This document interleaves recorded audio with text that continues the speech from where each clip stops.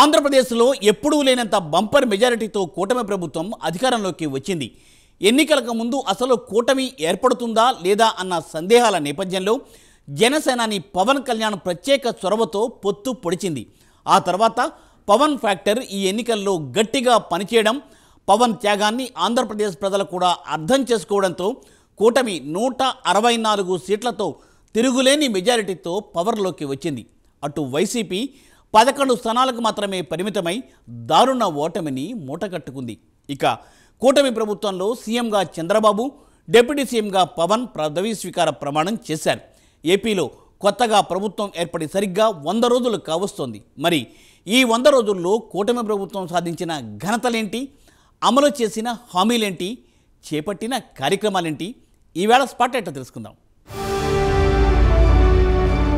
ఆంధ్రప్రదేశ్లో ఎన్డీఏ నేతృత్వంలోని కూటమి ప్రభుత్వం 100 డేస్ కంప్లీట్ చేసుకుంది. ఈ 100 రోజుల ప్రజాపాలనలోనే ఏపీ ప్రజలకు భవిష్యత్తుపై భరోసా కల్పించే విధంగా పరిపాలన సాగింది. రాబోయే 5 ఏళ్లలో ప్రభుత్వం తమకు అండగా ఉంటుందని అందరిలో ఇప్పుడు ధీమా వ్యక్తమవుతోంది. ఈ సందర్భంగా సీఎం చంద్రబాబు ఇప్పటి వరకు చేపట్టిన, ఇకపై భవిష్యత్తులో చేపట్టనున్న అనేక కార్యక్రమాల గురించి వివరించారు. మరి ఈ 100 రోజులలో కూటమి ప్రభుత్వం ఇంకా ఏ కార్యక్రమాలు చేపట్టబోతోంది? Let us watch the story.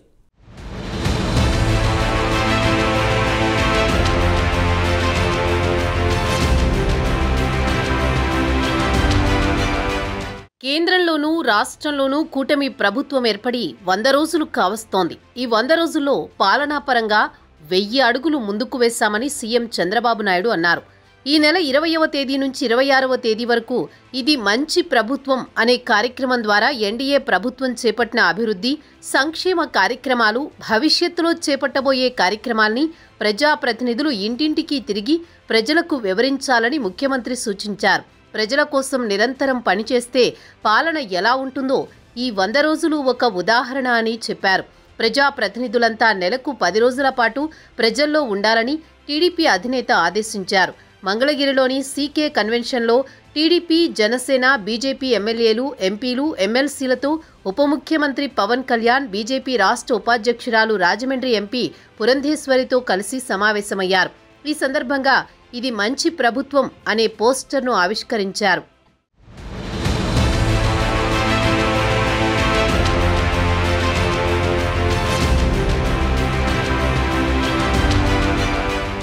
YCP పాలనలో రాష్ట్రంలో భయంకర పరిస్థితులు నెలకొన్నాయని సీఎం చంద్రబాబు అన్నారు. తనను అక్రమంగా అరెస్ట్ చేసి జైల్లో పెట్టారని గుర్తు చేశారు. పరామర్శకు పవన్ కళ్యాణ్ రాకుండా బుక్ చేసుకున్న విమానాన్ని రద్దు చేశారని తెలిపారు. రోడ్డు మార్గాన వస్తుంటే నందిగామలో అడ్డుకోవడంతో పవన్ రోడ్డుపై పడుకుని ధర్నా చేశారని గుర్తు చేశారు. సాధారణంగా షూటింగ్లో చేయాల్సినవి నిజ జీవితంలో కూడా చేసి పోరాట యోధునిగా పవన్ నిలిచారని కొనియాడారు. నన్ను అరెస్ట్ చేసిన రోజున పవన్ కళ్యాణ్ గారు హైదరాబాద్ నుంచి ఇక్కడికి రావాలంటే ఫ్లైట్ క్యాన్సిల్ చేశారు. ఎంత పట్టుదల ఉంటుందంటే, ఫ్లైట్ మీరు క్యాన్సిల్ చేస్తే నేను పోలేనా అని చెప్పి నేరుగా బై రోడ్డు వచ్చాడు. రోడ్లో వస్తే నందిగామలో మొత్తం రోడ్డు అంతా బ్లాక్ చేసి పక్కన తిరిగినా రానియకుండా చేస్తే రోడ్డు మీదనే పడుకొని ధర్నా చేశాడు. మామూలుగా సినిమా వాళ్ళు ఇవన్నీ చేయరు. సినిమా వాళ్ళు ఏదైనా చేస్తే షూటింగ్లు చేస్తారు తప్ప నిజ జీవితంలో చేయరు. అలాంటి నిజ జీవితంలో పోరాట యోధుడిగా నిలబడ్డటువంటి మిత్రుడు పవన్ కళ్యాణ్ గారు.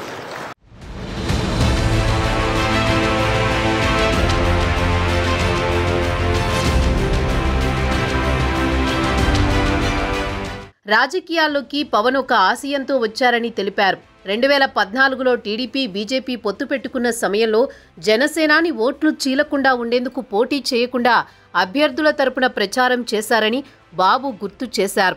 రాజమండ్రి జైల్లో తనను కలిసి వచ్చిన అనంతరం 2 పార్టీలు కలిసి పోటీ చేస్తాయని ప్రకటించారని గుర్తు చేశారు. అప్పుడే ప్రజలు గెలవాలి, రాష్ట్రాన్ని పునర్నిర్మించాలని నిర్ణయించుకున్నామని చంద్రబాబు చెప్పుకొచ్చారు. దీనిలో భాగంగా సీట్ల సర్దుబాటుతో పాటు ఇతర అంశాల్లో కూడా ఎక్కడా చిన్న సమస్య రాకుండా చూసుకున్నామని తెలిపారు. కేంద్రంలో బీజేపీ అధికారంలో ఉంటే రాష్ట్రానికి న్యాయం జరుగుతుందని ఆలోచించినట్లు బాబు చెప్పారు. నేను ఈరోజు కూడా చూస్తున్నాను, రాజకీయాల్లో ఒక ఆశయం కోసం వచ్చాడు. 2014 నాకు బాగా జ్ఞాపకం. తెలుగుదేశం బీజేపీ పొత్తు పెట్టుకున్నాం. పొత్తు పెట్టుకున్న సందర్భంలో పోటీ చేయకుండా ఎన్డీఏ గెలవాలి, ఇప్పుడు నేను పోటీ చేస్తే ప్రభుత్వ వ్యతిరేక ఓటు చీలుతుంది కాబట్టి చీలకూడదని నిర్ణయం తీసుకుని ఆ రోజు పోటీ చేయకుండా అందరి అభ్యర్థుల కోసం పనిచేసిన వ్యక్తి పవన్ కళ్యాణ్ గారు. నేను ఎప్పుడూ మర్చిపోలేనది. నేను జైల్లో ఉన్నాను, జైలుకు వచ్చాడు. వచ్చినప్పుడు మాట్లాడాడు, చూశారు, అన్ని ఆలోచించిన తర్వాత బయటెళ్లి కష్టకాలంలో ఉన్నప్పుడు ఏమాత్రం కూడా ఆలోచించకుండా జనసేన తెలుగుదేశం పార్టీ 2 పార్టీలు కలిసి పోటీ చేస్తాయని చెప్పిన వ్యక్తి పవన్ కళ్యాణ్ గారు.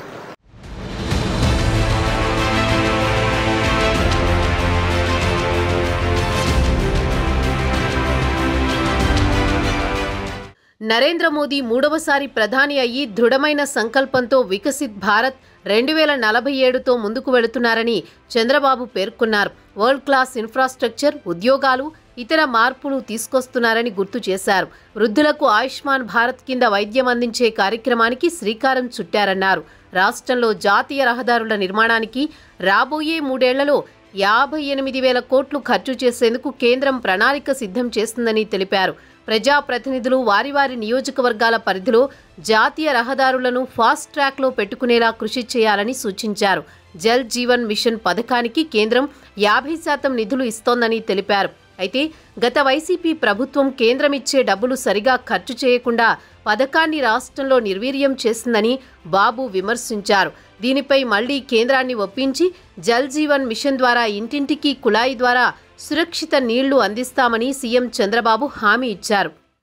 నరేంద్ర మోడీ గారు 3 సార్లు మూడోసారి అయినప్పుడు ఒక దృఢమైన సంకల్పంతో ముందుకు పోతున్నారు. వికసిత్ భారత్ 2047 ఒక నిర్దిష్టమైనటువంటి లక్ష్యాలతో ముందుకు పోయే పరిస్థితికి వచ్చారు. అందుకే మీరు అనేక కార్యక్రమాలు మీరు చూస్తే వరల్డ్ క్లాస్ ఇన్ఫ్రాస్ట్రక్చర్ క్రియేట్ చేయడం, ఎంప్లాయ్మెంట్ కోసరం, హెల్త్ కోసరం, వ్యవసాయ రంగంలో చాలా కార్యక్రమాలు తీసుకొస్తున్నారు. ఇవన్నీ కూడా మనం ప్రజల్లో చైతన్యం తేవడమే కాకుండా మనం కూడా ముందుకు పోవాల్సిన అవసరం ఉంది. ఈరోజు వృద్ధులకి ఆయుష్మాన్ భారత్ కింద 70 ఏళ్లు లేదా అంతకంటే ఎక్కువ వయసుంటే అలాంటి వారందరికీ ఈరోజు ఆరోగ్య కవరేజ్ ఇచ్చే పరిస్థితికి వచ్చారు. దీనివల్ల 5 లక్షల వరకు ప్రతి ఒక్క కుటుంబానికి ఇచ్చే పరిస్థితికి వచ్చారు. 3 లక్షల కోట్ల రూపాయలు ఖర్చు పెట్టి ఇన్ఫ్రాస్ట్రక్చర్కి ముందుకు పోయే పరిస్థితికి వచ్చారు. మన రాష్ట్రంలో నేషనల్ హైవేస్ రాబోయే 3 సంవత్సరాల్లో 58,000 కోట్ల రూపాయలు ఖర్చు పెట్టడానికి ప్రణాళికలు సిద్ధంగా ఉన్నాయి. ఇక్కడ నేను ఒకటే మిమ్మల్ని కోరుతున్నా, మీ నియోజకవర్గాల్లో నేషనల్ హైవేస్ ఎక్కడున్నా దాన్ని ఫాస్ట్ ట్రాక్లో పెట్టడానికి ప్రయత్నం చేయండి. దానివల్ల మన రోడ్డు వ్యవస్థ అంతా కూడా బాగా వచ్చే పరిస్థితికి వస్తుంది. ఇంకొక పక్కన మీరు చూస్తే జల్ జీవన్ మిషన్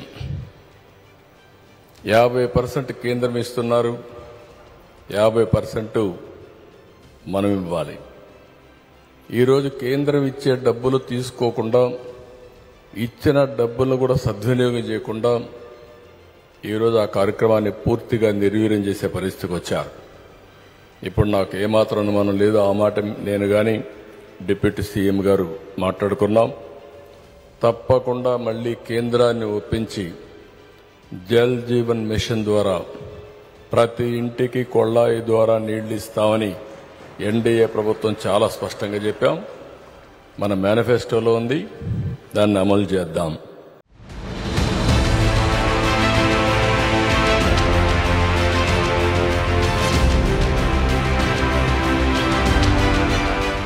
గతంలో స్థానిక సంస్థలకు 900 కోట్ల నిధులను ఆర్థిక సంఘం ఇవ్వలేదని గుర్తు చేసిన చంద్రబాబు వాటిని కూడా కూటమి ప్రభుత్వం వచ్చాక మంజూరు చేసిందని తెలిపారు.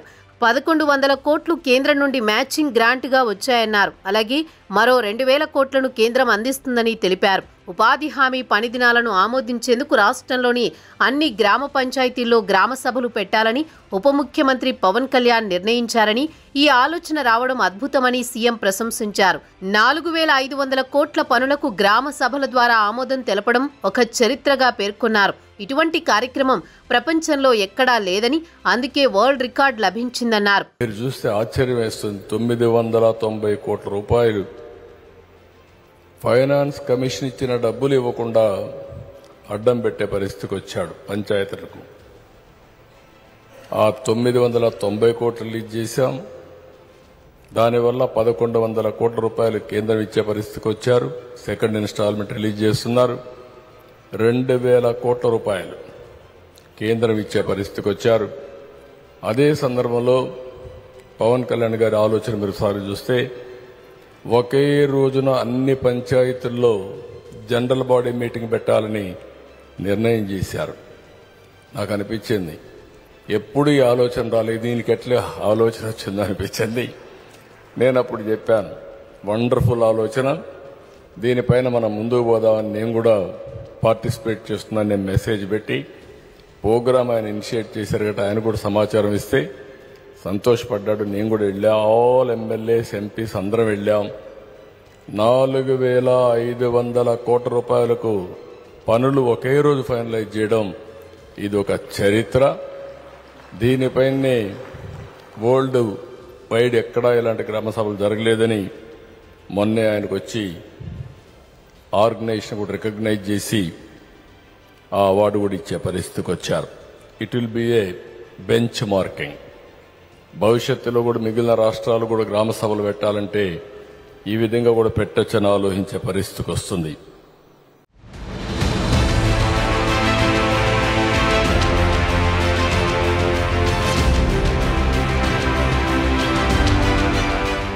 ఇకపోతే గ్రామాల్లో రోడ్ల కనెక్టివిటీ కోసం కేంద్రం 49,000 కోట్లు ఖర్చు చేస్తోందని, రైల్వే లైన్లకు కూడా కేంద్రం నిధులు కేటాయిస్తుందని తెలిపారు చంద్రబాబు. విశాఖ రైల్వే జోన్ ఏర్పాటుకు గత ప్రభుత్వం స్థలం ఇవ్వలేదని, అందుకే జోన్ కార్యాలయం ఏర్పాటు కాలేదని తెలిపారు. కూటమి ప్రభుత్వం వచ్చిన వెంటనే అవసరమైన భూమి ఇచ్చినట్టు తెలిపారు. దాంతో త్వరలోనే రైల్వే జోన్కు శంకుస్థాపన చేస్తామని కేంద్రం తెలిపిందన్నారు. గ్రామాల్లో రోడ్ నెట్వర్క్స్ కోసం గవర్నమెంట్ ఆఫ్ ఇండియా 49,000 కోట్ల రూపాయలు ఖర్చు పెడుతున్నారు. 50,600 కోట్ల పెట్టుబడితో 8 జాతీయ హై స్పీడ్ రోడ్ కారిడార్స్ కూడా ఏర్పాటు చేసే పరిస్థితిలో ఉన్నారు. ఇవన్నీ కూడా రైల్వే లైన్స్ కూడా పెద్ద ఎత్తున డబ్బులు పెడుతున్నారు. ఈ సందర్భంలో 5 సంవత్సరాలు విశాఖపట్నం రైల్వే జోన్ వాళ్ళు అడిగిన ల్యాండ్ ఇవ్వకుండా అడ్డం పెట్టే పరిస్థితి వస్తే ఎన్డీఏ ప్రభుత్వం ఇక్కడ వస్తానే అక్కడ ఎన్డీఏ ప్రభుత్వంతో మాట్లాడి ల్యాండ్ ఇచ్చాం. తొందరలోనే రైల్వే జోన్ క్లియర్ కావడమే కాకుండా విశాఖపట్నంలో ఫౌండేషన్ వేస్తామని కేంద్ర మంత్రి హామీ ఇచ్చారు. ఆ సమస్య పరిష్కారం చేసే పరిస్థితి.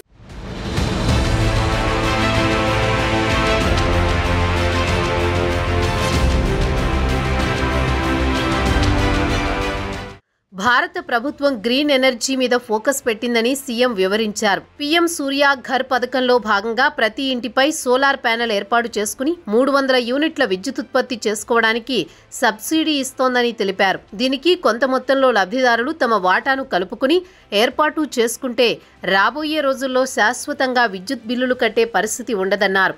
దీన్ని ఒక ఉద్యమంలా మనం ముందుకు తీసుకువెళ్లాల్సిన అవసరం ఉందని తెలిపారు.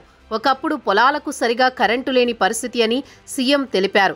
కానీ ఇప్పుడు కుసుమ్ పథకం కింద పంపు సెట్లు ఏర్పాటు చేసుకుని విద్యుత్ ఉత్పత్తి చేసుకునే పరిస్థితి ఉందన్నారు. రాష్ట్రంలో రాబోయే 5 ఏళ్లలో గ్రీన్ ఎనర్జీ ద్వారా 72 గిగావాట్ల సోలార్ విద్యుత్ ఉత్పత్తితో పాటు 10 లక్షల కోట్ల పెట్టుబడులు, 7.5 లక్షల ఉద్యోగాల సాధనే లక్ష్యంగా ముందుకెళ్తామని సీఎం చంద్రబాబు తెలిపారు. చూస్తే పీఎం సూర్య ఘర్ ప్రతి ఒక్క ఇంటికి 300 యూనిట్లు కరెంటు ఉత్పత్తి చేసుకోవడానికి సబ్సిడీ ఇస్తున్నారు. దీనికి కొద్దిగా డబ్బులు వీళ్ళు పెట్టుకోగలిగితే శాశ్వతంగా కరెంటు ఛార్జీలు కట్టే పరిస్థితి ఉండదు. ఇది రిచ్ పూర్ అని లేదు, అందరికీ ఈ కార్యక్రమం ఇచ్చే పరిస్థితికి వచ్చారు. నేను కూడా దీన్ని ఒక ఉద్యమ స్ఫూర్తితో తీసుకుపోవాలని చెప్పి ఆలోచిస్తున్నాం. నేను ఈరోజు మీ అందరిని కోరేది ఏంటంటే గ్రీన్ ఎనర్జీ, ఆ తర్వాత గ్రీన్ హైడ్రోజన్ భవిష్యత్తులో పెను మార్పులు తీసుకురాబోతున్నాయి. ఒకప్పుడు ఊరల్లో కరెంట్ లేని పరిస్థితి, ఇప్పుడు ఇంటిపైనే కరెంట్ ఉత్పత్తి చేసుకునే పరిస్థితి. ఒకప్పుడు పొలాలకు కరెంటు లేని పరిస్థితి, ఈరోజు కుసుమ్ కింద ఏదైతే పంప్ సెట్ ఇస్తున్నారో అక్కడే కరెంట్ ఉత్పత్తి చేసుకుని కరెంటు మిగిలితే గ్రిడ్కి ఇవ్వచ్చు, షార్టేజ్ ఉంటే మళ్ళా తీసుకునే పరిస్థితి వస్తుంది. ఇలాంటి కార్యక్రమాల వల్ల ఇండియా రాబోయే రోజుల్లో గ్రీన్ ఎనర్జీలో బ్రహ్మాండంగా ముందుకు పోయే పరిస్థితి వస్తుంది. అందుకే 100 రోజుల కార్యక్రమంలో మీరు చూస్తే మొన్నే అహ్మదాబాద్లో ఒక మీటింగ్ జరిగితే నేను కూడా వెళ్ళాను. ప్రధానమంత్రి గారు ఇనాగరేట్ చేశారు. ఒక నిర్దిష్టమైన లక్ష్యం పెట్టుకున్నప్పుడు నేను కూడా 72 గిగావాట్స్ పవర్ ఉత్పత్తి చేస్తామని, 10 లక్షల కోట్ల రూపాయలు పెట్టుబడులు, 7.5 లక్షల మందికి ఉద్యోగాలు 5 సంవత్సరాల్లో సాధించడానికి ఒక్క గ్రీన్ ఎనర్జీలో ముందుకు పోతున్నామని చెప్పి కూడా నేను మీకు తెలియజేస్తున్నా.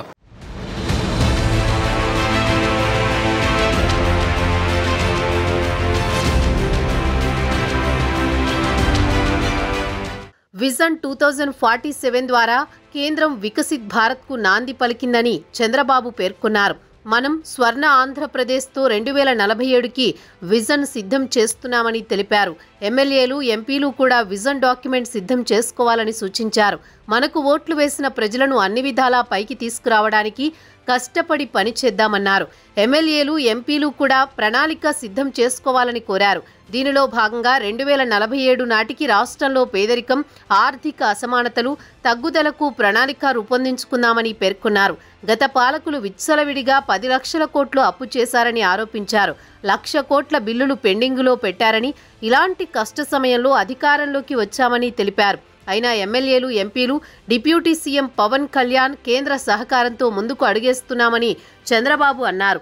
గవర్నమెంట్ ఆఫ్ ఇండియా వికసిత్ భారత్కి నాంది పలికారు.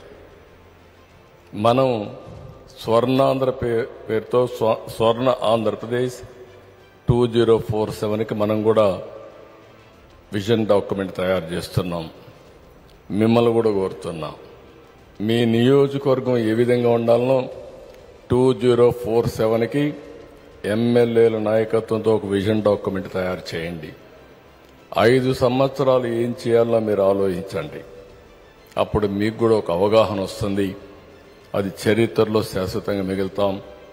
మనకు ఓట్లేసిన ప్రజల్ని అన్ని విధాలా పైకి తేవడం కోసం ఏం చేయాలనో ఒక నిర్దిష్టమైన ఆలోచనతో మనం ముందుకు పోదాం. డబ్బులు లేవనేది కానీ ఇంకోటి కానీ నేను ఒకటే చెప్తున్నా, మీరు ఒక ప్రణాళిక తయారు చేయండి. ప్రభుత్వంలో ఏమున్నాయి మేము కూడా మీకు అవగాహన ఇస్తాం. దానిపైన అందరం కూడా 2047కి ఈ రాష్ట్రంలో పేదరికం లేకుండా ఆర్థిక అసమానతలు తగ్గించే వ్యవస్థకి శ్రీకారం భారతదేశం చుడుతుంది. అందులో అగ్రస్థానంలో మనం ఉండాలని చెప్పి నేను మిమ్మల్ని అందరినీ కోరుకుంటున్నాను.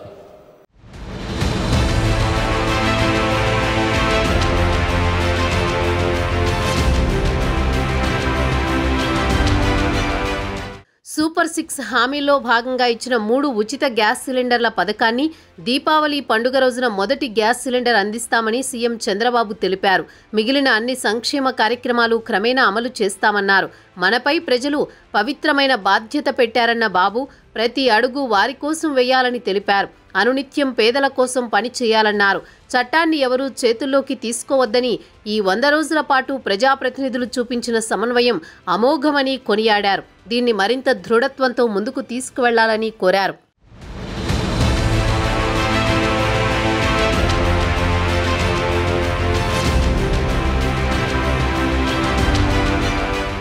మరోవైపు డిప్యూటీ సీఎంగా బాధ్యతలు తీసుకున్న పవన్ కూడా పాలనపై తనదైన మార్కును చూపిస్తున్నారు.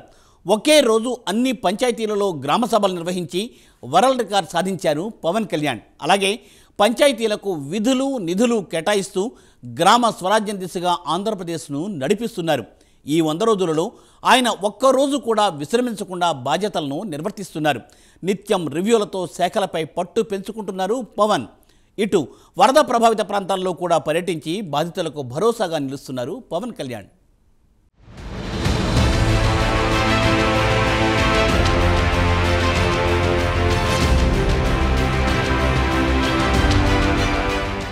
కూటమి ప్రభుత్వం ఏర్పడిన వెంటనే ఒక ఉపద్రవం విజయవాడను ముంచెత్తింది. ఎన్నడూ లేనంత వర్షాలతో బెజవాడ గడగడా వణికింది. అయినప్పటికీ కూటమి ప్రభుత్వం చొరవతో వరదల్ని సైతం ధీటుగా ఎదుర్కొన్నారు విజయవాడ వాసులు. వైసీపీ నేతలు ఈ వరదల్ని రాజకీయం చేయాలని చూసినా కూటమి ప్రభుత్వం దానిని ధీటుగా ఎదుర్కొని బాధితులకు అండగా నిలిచింది. ఇటు పవన్ కూడా వరద ప్రభావిత ప్రాంతాల్లో పర్యటించి బాధితులకు తానున్నానంటూ భరోసా కల్పించారు. అలాగే వరద బాధితుల కోసం ఉదారంగా విరాళమిచ్చారు. 2 స్టేట్స్కు 2 కోట్లతో పాటు ఏపీలో 400 పంచాయతీలకు 1,00,000 చొప్పున మరో 4 కోట్ల రూపాయల విరాళం అందించి తన మంచి మనసును మరోసారి చాటుకున్నారు.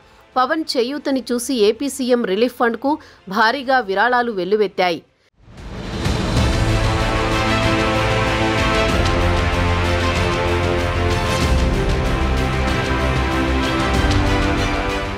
ఇక 100 రోజుల పాలనపై ఏర్పాటు చేసిన సమావేశంలో డిప్యూటీ సీఎం పవన్ కీలక వ్యాఖ్యలు చేశారు. ఏపీ ప్రభుత్వంలో ఉన్న కూటమిలోని పార్టీలు వేరైనప్పటికీ మనం వేర్వేరు కాదని, 3 విభిన్నమైన పార్టీలు అయినప్పటికీ ఆత్మ ఒక్కటేనని, 3 పార్టీల గుండె చప్పుడు ఒక్కటేనని పవన్ కళ్యాణ్ చెప్పుకొచ్చారు. వైసీపీ వ్యతిరేక ఓటుని చీలనివ్వం అని ఒక ప్రతిపాదన చేసినప్పుడు దాని వెనక తెలివితేటలు కానీ వ్యూహాలు కానీ ఏమి లేవు. ఒకటే ఒక లక్షణం ఏంటంటే లోపల గుండెల్లో రాష్ట్రం బాగుండాలి, విభజన దగ్గర నుంచి నలిగిపోతా వచ్చాం, బాగుండాలని ఒక్క బలీయమైన కోరిక తప్ప ఇంకేం లేదు దాని వెనక.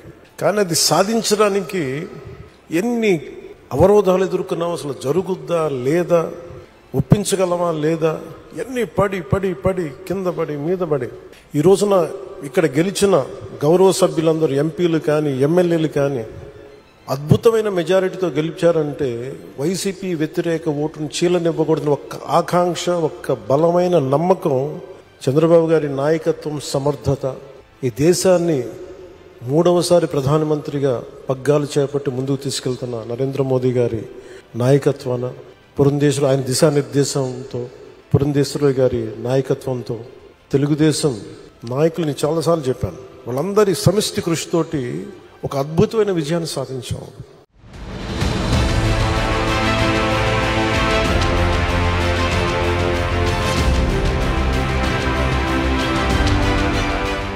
అలాగే వరదల సమయంలో సీఎం చంద్రబాబు పడిన కష్టం మామూలు విషయం కాదన్నారు డిప్యూటీ సీఎం పవన్. మందకొడిగా ఉన్న అధికారులను అంకుశం పెట్టి పొడవాల్సి ఉందని, ఈ వయసులో కూడా వరదల్లో కష్టపడిన చంద్రబాబును విమర్శిస్తుంటే తనకు బాధేస్తోందన్నారు.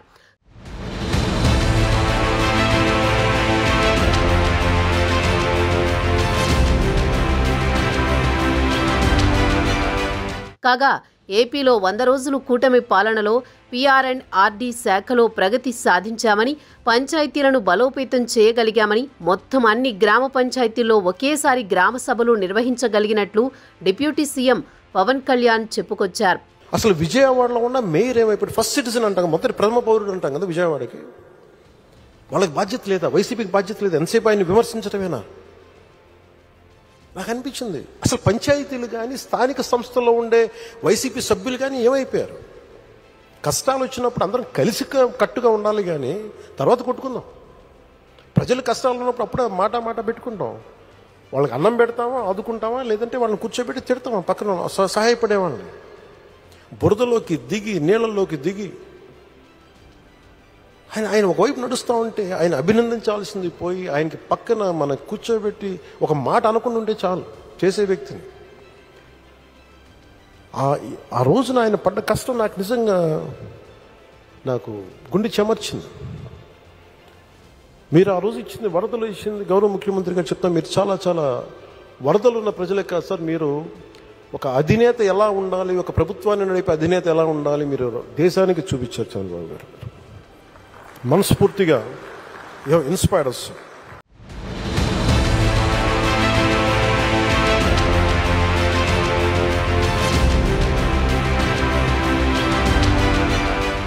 ఇటు పవన్ కూడా ప్రతి శాఖ అధికారులతో సమీక్షలు నిర్వహిస్తూ పాలనపై తనదైన మార్కు వేస్తున్నారు. అటు జనసేన కార్యాలయంలో కూడా తమ నేతల్ని ప్రజలకు అందుబాటులో ఉండాలని ఆదేశాలు ఇచ్చారు. నిత్యం ఎవరో ఒకరు ఖచ్చితంగా ప్రజలకు అందుబాటులో ఉండాల్సిందేనని హుకుం జారీ చేశారు. ఆయన ఆదేశాల అనుసారం జనసేన నేతలు కూడా ప్రజల సమస్యల్ని పరిష్కరించడంలో నిమగ్నమయ్యారు. ఇలా తాను పనిచేయడమే కాకుండా తనతో పాటు ఉండేవారిని సైతం ప్రజాసేవలో భాగం చేస్తున్నారు జనసేనాని. ఈ 100 రోజుల్లో కూడా కీలకమైన ఆంధ్రప్రదేశ్లో పంచాయతీరాజ్ సంబంధించి గ్రామీణాభివృద్ధి శాఖ సాధించిన పురోగతి మీకు నేను తెలియజేసుకుంటాను. 3 అంచెల స్థానిక సంస్థలకు నేరుగా 23-24 సంవత్సరానికి 15వ ఫైనాన్స్ కమిషన్ గ్రాంట్లు 2వ విడత దాని రూపొంది కింద 998.62 కోట్లు విడుదలయ్యాయి. అదనంగా 24-25 ఆర్థిక సంవత్సరానికి ఒక 10 రోజుల క్రితమే తుఫాను ఆ సమయంలో 1076 కోట్ల ప్రతిపాదనలు సమర్పించబడ్డాయి. అది కూడా ఆమోదం పొందింది, శాంక్షన్ కూడా అయింది.